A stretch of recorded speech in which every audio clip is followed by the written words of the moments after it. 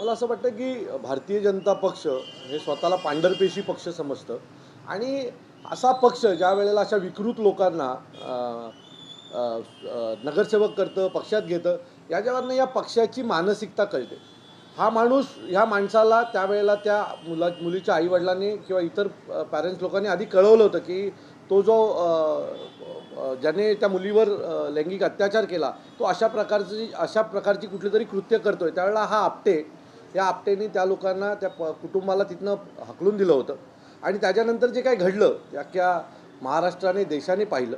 त्याच्यानंतर हजारो तरुण हे रस्त्यावर उतरले, रेल्वेचं आंदोलन झालं. आजही अनेक लोक, अनेक महिला, अनेक तरुण या केसमध्ये आजही कोर्टात जात आहेत आणि मला असं वाटतं की अशा व्यक्तीला जर तुम्ही बदलापूरसारख्या शहरामध्ये जर नगरसेवक पद देणार असेल तर आम्ही त्याचा निषेध करू. भारतीय जनता पक्षाला विनंती आहे की ताबडतोब त्याला नगरसेवक पदावरनं हटवावं, नाहीतर तुमची गाठ ही आमच्याशी आहे. अशा फालतू लोकांना जर तुम्ही पुढे करणार असाल तर ते योग्य नाही आहे. तुम्ही एका बाजूला बदलापूरमध्ये काँग्रेसच्या विरोधात प्रचार केलात, आज त्याच काँग्रेसच्या नगरसेवकांना तुम्ही तुमच्यात घेतलं.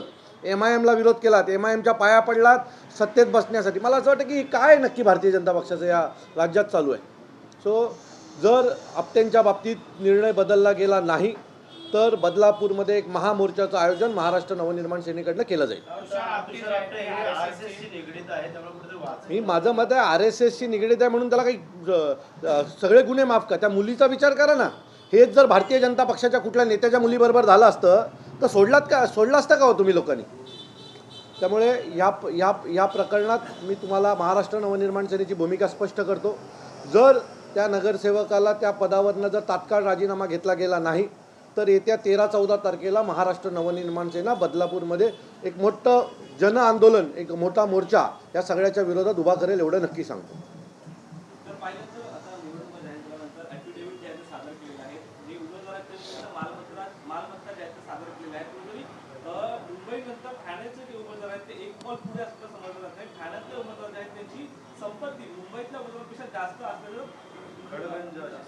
हो, कारण मागचे 7 वर्ष प्रशासन नव्हतं, 8 वर्ष, त्यामुळे अनेकांनी अनेक पैसे कमवले. कोविडच्या काळापासून आत्तापर्यंत भ्रष्टाचाराचा खूप पैसा जमला आहे आणि त्या पैशाचा वापर केला असेल. मला असं वाटतं की हा चौकशीचा भाग आहे. निवडणुकीनंतर ह्याच्या बाबतीत इन्कम टॅक्स डिपार्टमेंट योग्य तो निर्णय घेईल. अनेक उमेदवार असे ज्यांची जी ॲफिडेव्हिट आहे ती ऑनलाईन सादर अद्यापर्यंत त्यांच्या निवडणुकीच्या वेबसाईटवरती. मी तुम्हाला सांगतो ना, निवडणूक यंत्रणेचे ॲफिडेव्हिट का सादर होत नाही आहेत त्याच्या मागचं कारण फक्त आरोज आहेत. ह्या आरोनी पैसे खाल्ले, सगळ्या आरोनी, आणि ते या सगळ्या नगरसेवकांना वाचवण्याचा प्रयत्न करत आहे. अशा अनेक आरोज आहेत. वागळेमधल्या आरोमुळे 3 बिनविरोध निवडून आले. तो या आरोंवर कारवाई करा म्हणून आम्ही पाठी लागलो आहे आणि आयुक्त शब्द देत आहेत करू. आता आज मी आयुक्तांची पुन्हा भेट घेणार आहे की नक्की त्या आरोचं करताय काय तुम्ही. ठाणे महापालिकेचं महापौर पदाचं आरक्षण जळतो आतापर्यंत सोडण्यात आलेलं नाहीये. पंतप्रधानांच्या मागे ज्या पद्धतीने निवडणूक लागली त्यावेळी महापौर पदाचं आरक्षण तो सोडण्यात. बघा, हे सरकारी भाग आहे, यातला आम्हाला जास्त टेक्निकली कळत नाही. पण जर नियमांचं उल्लंघन होणार असेल तर याच्या बाबतीत निवडणूक आयोगाने लक्ष दिलं पाहिजे. 24 तासांचा अल्टिमेट तुम्हाला दिला होता आयुक्तांनी. आता आयुक्तांना मी काल त्यांना भेटलो. त्यांनी मला सांगितलं की आम्ही आमचा रिपोर्ट निवडणूक आयोगाकडे सादर केलेला आहे. योग्य तो ज्या गोष्टी घडल्या त्याच्या सहित निवडणूक आयोगाला रिपोर्ट सादर केलेला. लवकरच त्यांचा निर्णय आल्या आम्ही निर्णय घेऊ. आता परत चाललोय. 12 तारखेला उपनगराध्यक्ष पदाची निवडणूक आहे. शिवसेना आणि राष्ट्रवादी काँग्रेस अंबरनाथमध्ये एकत्र कुठे घोडेबाजार झाले दिसतोय. 100% झालाय. पैसे यांच्याकडे पैसेच आहेत, यांच्याकडे बाकी काय. पैशाच्या जीवावर जगणारी ही पक्ष आहेत, यांच्याकडे कार्यकर्ते नाहीत. आता जरा महाराष्ट्र नवनिर्माण सेना शिवसेनेच्या रोजच्या रॅल्या पहा. प्रत्येक रॅलीमध्ये हजार लोक. कोणी आम्ही पैसे वडापाव पण देत नाही कोणाला खायला. हे सगळेजण हे फक्त ठाकरे बंधूंच्या प्रेमापोटी येत आहेत, बाळासाहेबांच्या प्रेमापोटी येत आहेत आणि याचा रिझल्ट आहे ना तुम्हाला येत्या 16 तारखेला संपूर्ण महाराष्ट्रातल्या विविध महानगरपालिकेत दिसेल.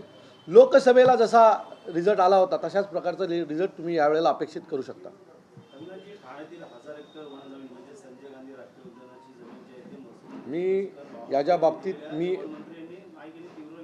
मी याच्या बाबतीमध्ये स्वतः पाठपुरावा करतोय.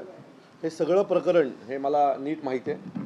या प्रकरणात मागच्या 2-3 दिवसापासून मी खूप अभ्यास करून काही गोष्टींचा अभ्यासही केलेला आहे आणि तुम्हाला फक्त एक गोष्ट दाखवतो, ती जमीन कुठली आहे,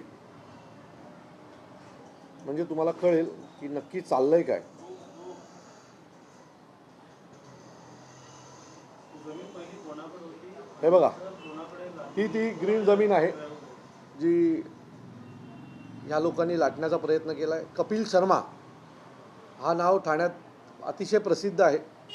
कपिल शर्माची गाडी घेऊन ठाण्यात कोण फिरायचा, कुठला राजकीय नेता फिरायचा, हे ठाण्याने शोधलं पाहिजे. आणि एवढी 1000 एकर जमीन जर मला वाटतं संजय गांधी राष्ट्रीय उद्यानाला लागून असलेली 1000 एकर जमीन जर अशा प्रकारे ऑर्डर केली जाते तर बावनकुळेंना पण प्रश्न विचारला पाहिजे. 31ला 31 डिसेंबरला त्या ऑर्डरवर त्यांनी सही केलेली आहे. तर मला असं वाटतं की हा खूप मोठा भ्रष्टाचार आहे. त्यातली 1 इंचही जमीन आम्ही यांना घेऊन देणार नाही. हे जे हिरवळ आहे ना जंगल 1000 एकरमध्ये, ते यांचा बाप नाही लावायला आला होता. त्यामुळे यांनी स्वप्न पण बघू नये की हे गिळली जाईल. आमचं रक्त सांडेल पण ही जमीन नाही आम्ही गिळून देणार. सौदाच चालू आहे. अख्खा ठाणं विकायला काढलं एका नेत्यांनी. अख्ख्या ठाणं विकायला काढलं या माणसाने. काही नाही ठेवणार ठाण्यामध्ये. या 1000 जमिनीतलं जर एक झाड जरी या लोकांनी कापायचा प्रयत्न केला तर आमचं रक्त सांडेल. झाडाबरोबर आमचं पण रक्त त्या जमिनीत सांडेल एवढं नक्की. आत्ता बघा, त्यांच्याच मंत्र्यांनी सही केली आहे. बावनकुळेची सही आहे ऑर्डरच्या खाली. दाखवू का तुम्हाला? आता ही ऑर्डर कोणाकडे नाही आहे, जी माझ्याकडे.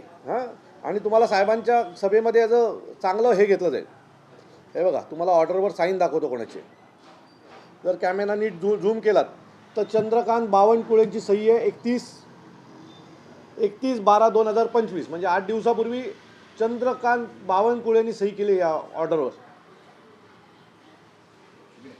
मला असं वाटतं की एक मंत्री म्हणतो की चुकीचं आहे आणि दुसरा मंत्री सही करतो. पहिला भारतीय जनता पक्षाने, म्हणून मी म्हटलं ना, ढोंग्यांचा पक्ष आहे भारतीय जनता पक्ष. ढोंगी आहेत सगळेजण. तुम्ही एकाच पक्षाचे मंत्री आहात ना. मुख्यमंत्री एकच आहे ना भारतीय जनता पक्षाचा. तुम्ही आपापसात ठरवून हे करायला पाहिजे होतं. या सगळ्या एक झाड कापलात तर आमचं रक्त सांडेल, पण ते झाड कापून देणार नाही. हा आमचा शब्द आहे ठाणेकरांना. धन्यवाद, आभारी.